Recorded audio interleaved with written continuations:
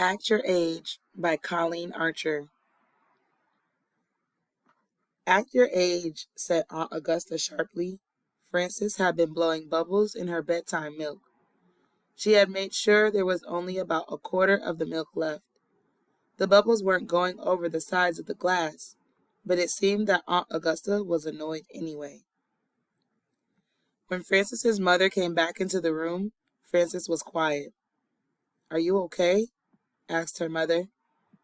"Yes," said Frances, but she felt better when Aunt Augusta had finished visiting them and gone home.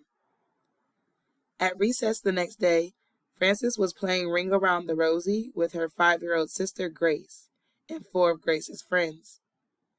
Just then, Frances's friend Julie came along. "You'd better act your age," said Julie. "What will Sandra and Susan think?"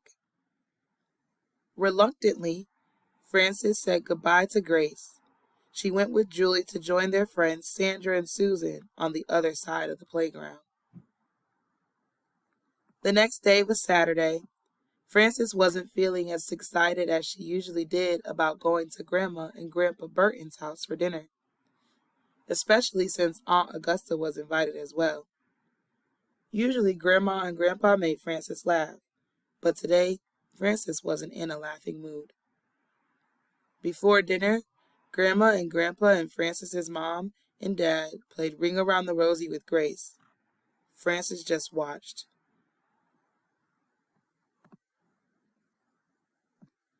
When they sat down to eat, Frances saw that they were having her favorite meal, spaghetti and meatballs and salad, with chocolate pudding for dessert. She began to feel a little better. Then Aunt Augusta started talking about her fights with her next-door neighbor. "And yesterday, I came home to find his dog burying a bone right in the middle of my flower bed," she said. "Do you know what I did next?" No one answered her question, so she answered it herself. "After the little beast left, I dug up the bone, gift wrapped it, and put it in that man's mailbox." "Oh, for heaven's sake, Augusta," said Frances's mom. "You should learn to act your age." At the thought of proper Aunt Augusta being told to act her age, Frances started to laugh. Then she started to sputter. The more she tried to stop, the more she laughed and sputtered.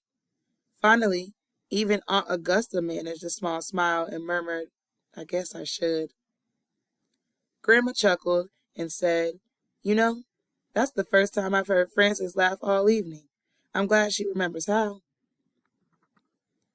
The next afternoon, Frances was playing hopscotch with Grace when Julie walked by. "Hopscotch?"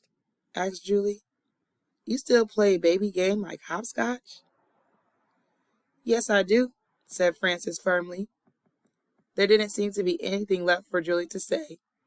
For a while, she watched Frances and Grace hopping and giggling and playing. Then quietly she asked, "May I play too?"